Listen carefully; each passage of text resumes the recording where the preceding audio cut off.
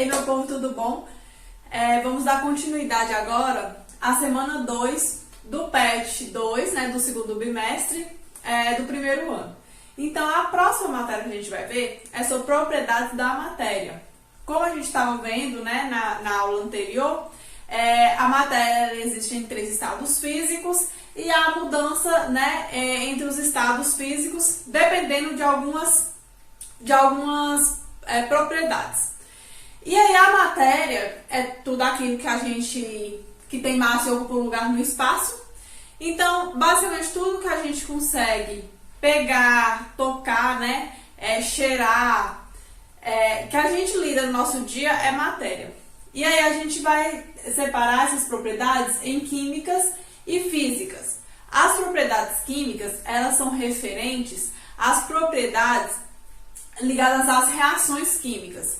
Então, se uma substância ela é combustível, se uma substância ela é oxidável, se uma substância ela é explosiva, ou se ela é corrosiva, ou se ela é efervescente. Existem substâncias que a característica delas é ser dessa forma. Então, por exemplo, se a gente pega a gasolina a gente entende que ela é um combustível. Então, a propriedade daquela substância é combustível. O álcool também, combustível. Oxidável. Se a gente pega o ferro e deixa ele em contato com a umidade e oxigênio, ele vai oxidar, ele vai enferrujar. Então, é uma propriedade do metal sofrer esse tipo de oxidação. Explosiva, né? Existem, por exemplo, pólvora, que é a característica da pólvora ser explosiva. Da mesma forma que existem substâncias que são corrosivas e outras são efervescentes. Corrosivas, aqui a gente pode ver alguns tipos de ácidos, né? Os ácidos mais fortes, eles são corrosivos. E a substância efervescente, que é um tipo de, vamos supor, o sorrisal. Ali existem substâncias que, ao entrar em contato com água, ela sofre aquela efervescência. Então, são características daquelas substâncias referente às reações químicas que elas podem provocar. Já as propriedades físicas, elas são referentes a uma substância, né? A uma determinada substância. Então, ela pode ser uma propriedade geral ou ela pode ser uma propriedade específica. Quando a gente fala das propriedades químicas, várias substâncias podem ter essas propriedades. Então, assim, várias substâncias podem ser combustível, várias substâncias podem ser oxidável, várias substâncias podem ser explosivas e assim por diante.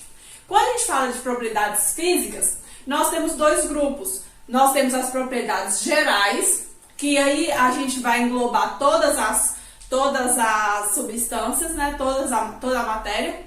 Um exemplo, massa.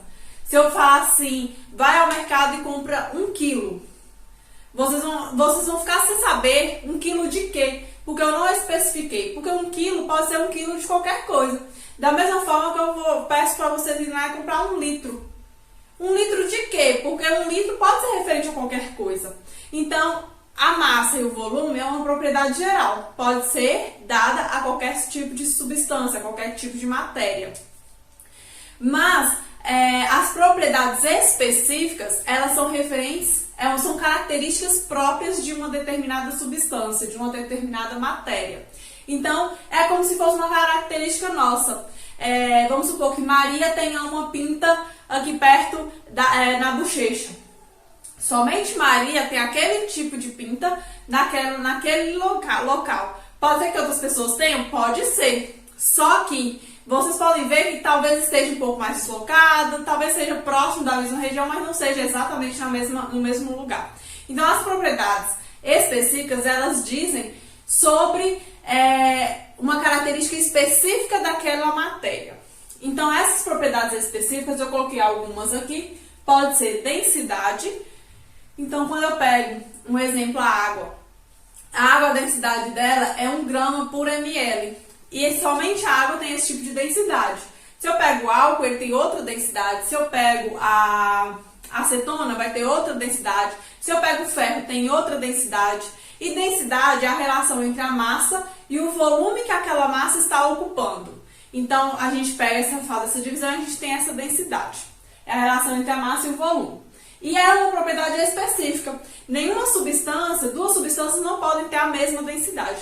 Todas vão ter uma densidade diferente. Outra propriedade específica é a temperatura de fusão. A temperatura de fusão é uma temperatura que a substância ela vai passar do estado sólido para o estado líquido e que a substância vai sofrer fusão no caso. E essa temperatura ela é específica, ela vai ser diferente para todas as substâncias. Então, cada substância tem uma temperatura diferente. Por isso a gente consegue determinar. Se eu falo com vocês que aquela substância, a temperatura de fusão dela é 0 grau, se vocês forem na tabela e consultar, vocês vão ver que eu falo da água, porque somente a água sofre fusão nessa temperatura de 0 grau. Se eu falo que a temperatura de fusão, um exemplo, eu não lembro de cor a temperatura de fusão do álcool, mas vamos supor que seja ali em torno de menos 6 graus. Não, menos 20 graus. Seja em torno de menos 20 graus. Se eu falo com vocês que a substância ela tem menos 20 graus de temperatura de fusão e vocês forem na tabela e olhar, vocês vão ver que se trata do álcool. Um exemplo, a título de exemplo, tá? Porque eu não me recordo se o do álcool é isso mesmo. Mas assim, cada substância tem uma temperatura de fusão diferente. Da mesma forma, a temperatura de ebulição. A temperatura de ebulição é a temperatura que a substância ela vai passar do estado líquido para o estado gasoso. Quando ela sofre a ebulição, né? Que eu expliquei na aula passada. Um exemplo, quando a gente coloca água para ferver, né? Fazer café, quando começa a criar aquelas bolhas e ela começa a ferver, a gente ali tem a água entrando em ebulição. A água ela entra em ebulição a 100 graus e somente a água tem essa temperatura. Se eu pego álcool, vai ser outra temperatura. Se eu pego ferro, é outra temperatura muito maior.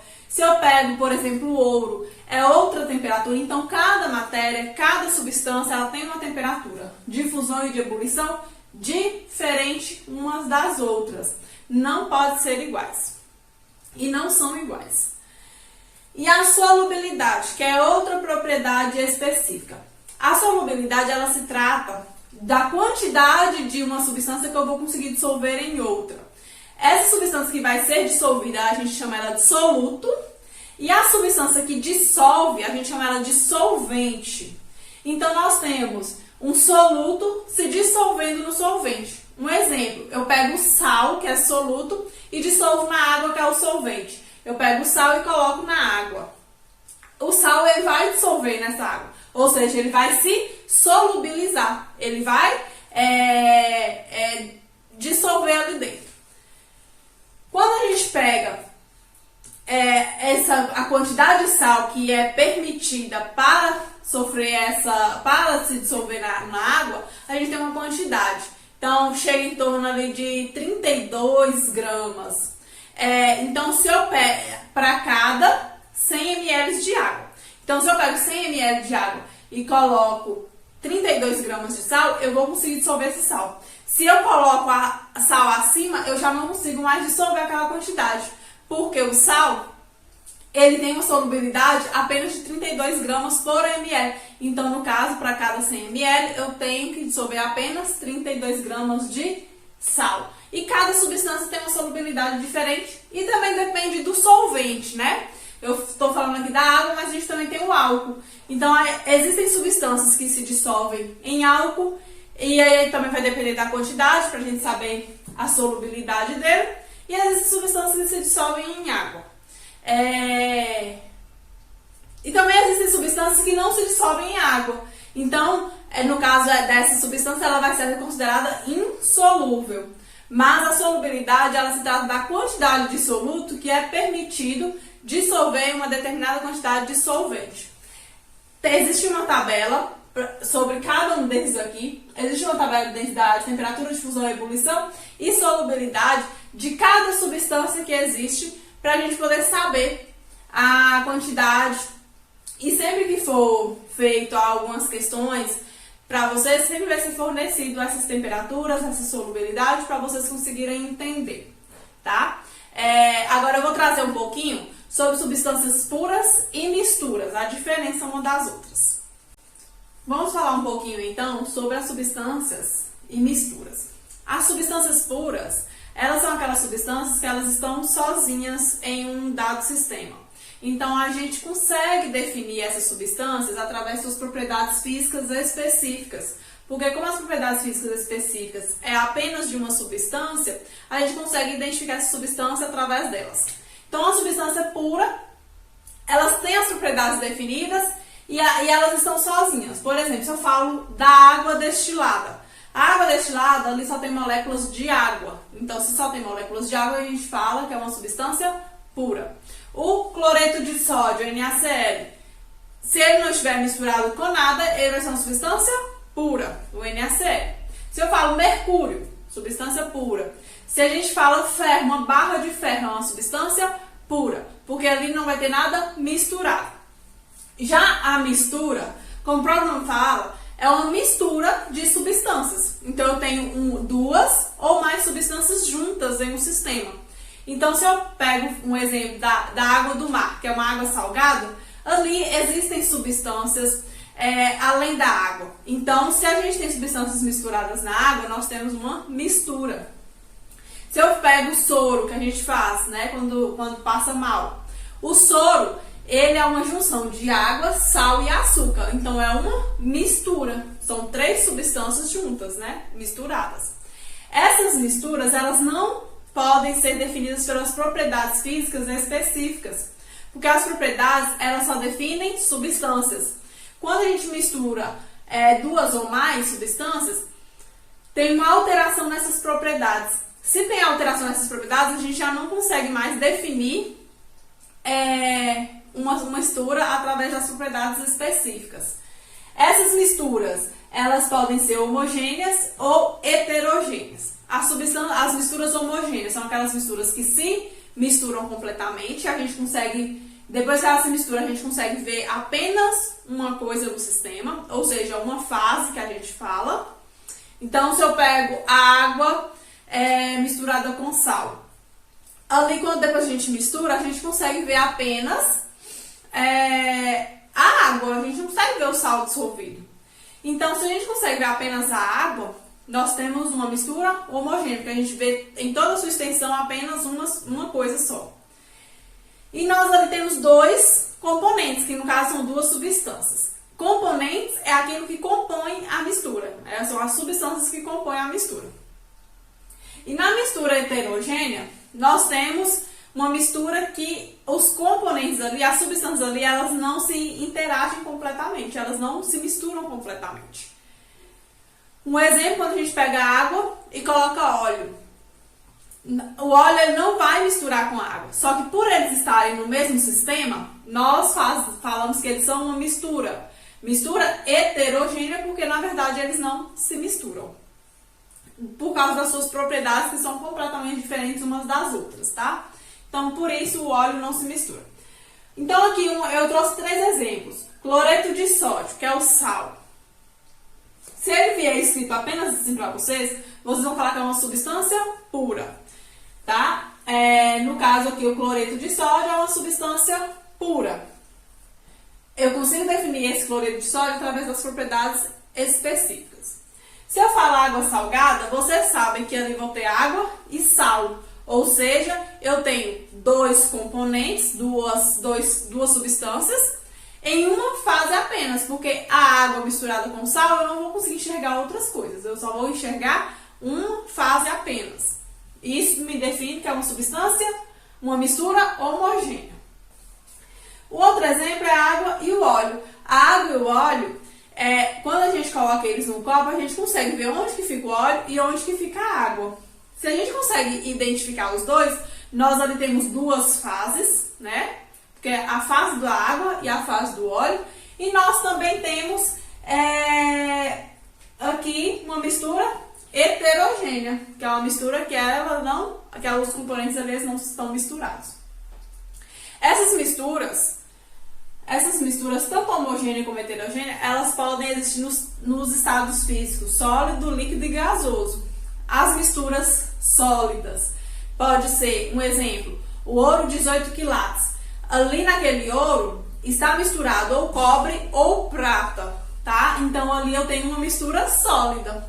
Se a gente pega o latão O latão é uma mistura de alguns metais, também é uma mistura homogênea sólida. Já se eu pego o granito, aquela pedra, né, que o pessoal faz às vezes mesa, então ali a gente consegue ver as pedras que compõem o granito. O granito ele é composto por 4 tipos de pedras. Então ali naquele granito a gente consegue identificar as pedras pelas cores. Então é uma mistura heterogênea, porque as pedrinhas a gente consegue enxergar. É uma mistura sólida, heterogênea. Já as misturas líquidas, né? Eu já citei aqui água salgada, água e óleo, que é uma mistura heterogênea. Nós temos o soro. E as misturas gasosas, elas são sempre homogêneas em qualquer proporção. Então, as misturas gasosas, por exemplo, o ar, ele é uma mistura gasosa homogênea. Nas substâncias puras, a gente viu aquele gráfico de aquecimento em que os patamares dos gráficos da temperatura de fusão e de ebulição, eles são estáveis, né? Eles são retos enquanto a passagem do estado sólido para o líquido. Só que quando a gente fala de misturas, por causa dessas propriedades que variam, a temperatura de fusão e de ebulição, ela não vai existir. O que vai existir é uma faixa de fusão e uma faixa de ebulição, que a gente vai ter uma variação de temperatura em que vai acontecer a fusão e a ebulição, tá? Dependendo das substâncias que ali compõem aquela mistura. Eu vou deixar no material um gráfico desse para vocês conseguirem identificar essa faixa de fusão e faixa de ebulição. E também um resuminho sobre tudo isso que eu falei. Dê uma olhada lá, resolva os exercícios da semana 2, tá? E aí a gente volta depois, na próxima semana com a semana 3 e a resolução dos exercícios da semana 2.